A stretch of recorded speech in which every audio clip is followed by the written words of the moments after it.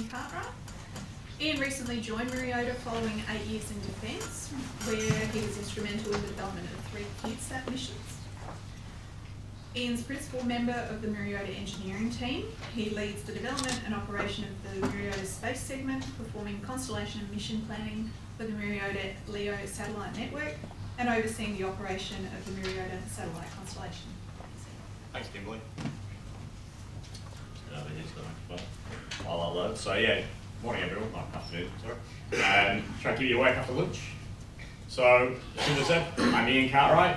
I'm actually not Myriota's most recent employee anymore, even though I only started working with them a little over a month. I was employee number 12, we now have number 13, and if you look on the website, they're hiring a few more as well. But I'll be talking to you about Myriota's expanding space segment. The company is in the market of the Internet of Things. I'm sure everyone in this audience is already familiar, but the notion of billions of devices requiring connectivity across a range of industries. But the IoT connectivity challenge requires a solution of a variety of key issues listed here. And they are massive scale global access, via satellite makes sense, a long battery life for the terminal, and a low cost to the user. And the underlying technology that underpins Myriota has gone through what the founders describe as premeditated commercialization, whereby a market gap was identified that required the solution of an impossible problem through the development of deep technology, which brings into service a new category of service, which is global connectivity with direct-to-orbit technology. That's kind of the secret behind Myriota. And what's important to say is that in the Australian region in particular, it really doesn't make sense to use systems anything other than direct to orbit in these sorts of scenarios where aggregation just doesn't hold any benefits. If you wanted to set up a narrowband IoT network with aggregation on the ground via a low power wide area network, you'd have to find a provider or somebody to work with. It really doesn't make sense. That's one water tank in this huge area. But the guy has to drive out for several hours just to see what the water level is. It doesn't really make sense to deploy an expensive solution, and that's why Myriota's technology is so useful. On that notion of deploying base stations. That's why the direct-to-orbit capability is so important, whereby signals can be simultaneously received from many transmitters on the ground, and then received by satellite, and then onto the cloud. And it is the case for all of Myriota's prototype customers that they describe that 20% of their assets, or 20% of the time that their assets spend out of connectivity via traditional means, so 3G and other means, actually represents 80% of their business problem. So all of their costs and expenses as a consequence of chasing all these assets, it's phenomenal. And that's why Myriota's technology is so valuable to them. And Myriota is a fairly new company, only a few years old, but it's founded upon 7 years worth of research and development covering 18 patents. This is in the low power transmitter technology itself. I actually have one here in my pocket. And the ability to achieve massive scale with these transmitters, the satellite-based IoT systems, and geolocation capabilities to offset the requirement on other GNSS solutions, and end-to-end security is key. And through the collaboration of bringing together of all of these technology solutions, we can achieve the global connectivity with IoT, achieving massive scale with satellite, the low-cost terminals with long battery life, and the end-to-end security. What I show here is a couple of spectrograms with signals from the Myriota terminals. And what you see is that the Myriota uplink is very small in terms of bandwidth and time in what is a highly congested spectrum here, as you can see. And even under the presence of extreme noise, the Myriota signals can be decoded. And that's the beauty of it, the deep technology solution that I was talking about. And that's why it scales to hundreds of millions of connections, and a 4-year battery life with a couple of AA batteries at a 10 times cost reduction to the user. So we're on our next generation terminals. most people in this audience, I'm sure, are aware of Myriota, but it's a lesser known company more broadly. However, we're on our NextGen Terminals now with a plethora of connectivity interfaces, which allows for integration onto a standard sensor package or the replacement of, say, a 3G modem to turn your device into a IoT device that can have direct-to-orbit connectivity. We've had a number of pilot deployments across multiple industry verticals, which have demonstrated large-scale potential. Using the modems, that is Eveyone, an exact Earth satellite, which we uplink the signals to, and then deploy the data to the user. As the example there was the water tank monitor. But we have been working with a number of prototype customers across these industry verticals, including agriculture, asset tracking, vessel tracking, marine science, defence, and utilities. And each of these are opportunities for this enormous scale. Here is a quick animation of the satellites that we presently have access to from exact Earth. So we already have satellite access. These are 2 morning time, local time descending on sun-synchronous orbits, and 1 afternoon with an equatorial satellite as well to give us improved revisit over the equator. Based on all of that I've told you so far is what allowed Myriota to be successful in achieving $20 million Australian dollars with the Series A funding.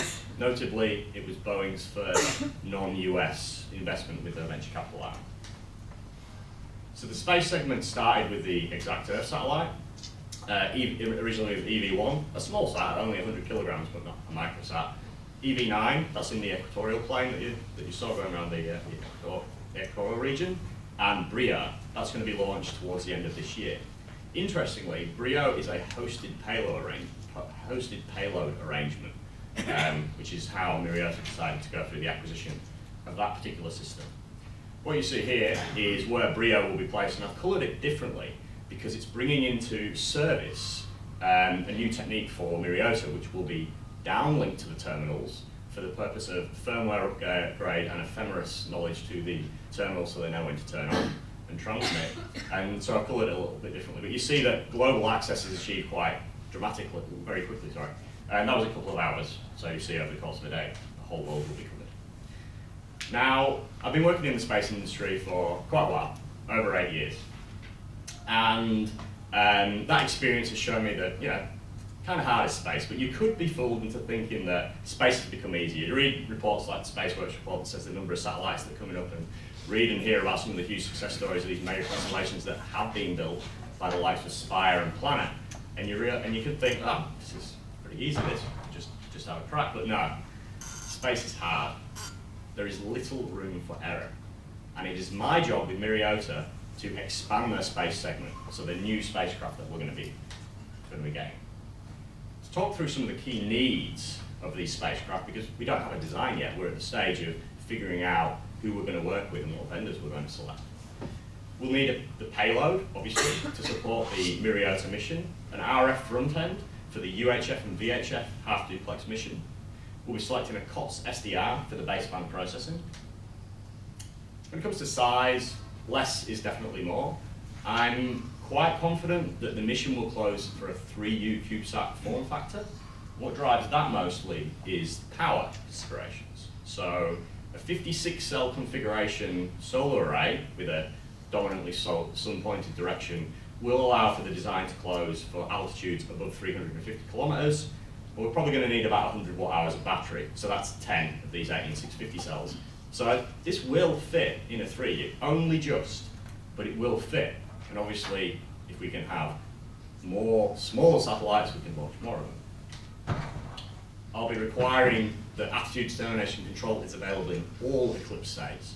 What that will mean is that under all illumination conditions, we will be able to operate the satellite and point it such that we can get the high data rate radio pointed at the ground station so we can get the data off it. But I'll be requiring all sun states. That's basically going to mean we're going to need a star tracker on board. In terms of the flight software and the mission control software, we'll be looking for a dovetail solution. What I mean by that is the spacecraft and the mission control software have been designed to work together. not two independent things that, there's some crappy interface. It has to be seamless, allowing for on-orbit upgradability and reconfiguration. In terms of communication, now this refers to the traditional comm to the satellite instead of the Myriota uplink. It needs to be assured, secured, robust. I am interested in a beacon, a satellite-to-satellite capability, because that can greatly improve the pace that you can proceed through early operations and commissioning of the spacecraft. But if a vendor can provide to me the assurance that the spacecraft can self-recover from faults and is supported by a comprehensive enough ground station network, I would delete that subsystem. But I've always wanted to fly another satellite radio. They're pretty cool. In terms of compatibility, we're really looking for a solution that will work with a commercial ground station network. Myriota is not interested in deploying a global ground station network. It is not in our core business. We're all about the data and the terminal. We just need some spacecraft to help enable that business. As far as TT&C is concerned, something on the directional, so it's high dependency and high reliability of the work, and a high throughput radio. Now, 100 megabit will be more than enough for us for the next few years. We won't need gigabit class radio on this system. 100 megabit will be sufficient for the next several years, I imagine anyway. Hundreds of millions of connections, I was assuming. So with these new satellites, the IoT connectivity challenge will be solved. With billions of devices becoming connected, multi-year battery life, and it's a 10 times cost reduction to the user. I'm Myriota, and we're in the internet of profitable things. Thank you very much.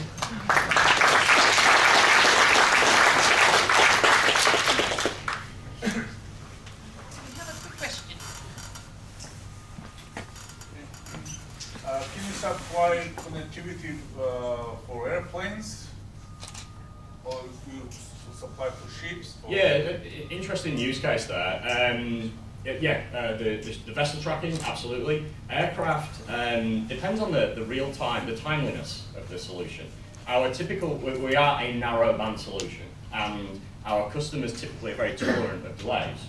However, it would be quite reasonable in our future capability where we're talking about a ping every few minutes, that an aircraft system would actually make sense in that context. Probably not for this initial deployments. Ships don't move very fast. Yes. So they don't move far between the pings, but aircraft are slightly different problems there. Good question. There was one up the back. Do you have any onboard processing capability? Yes, and that's what leads to the not needing the full an insanely fast downlink. So we will be able to receive signals all of the time, and we do the onboard processing, and it's the onboard processing that's what's protected by this pipeline of patents. So a series of strategic blocking patents that protect the Myriota's technology to allow uplink from the terminal to the satellite and make it in either highly congested or even just overlapping each other. A fantastic ability to decode those signals. Work that goes back to partnership with Defence that Myriota had a few years ago, if you're familiar with that program. Thank you. Please thank Ian.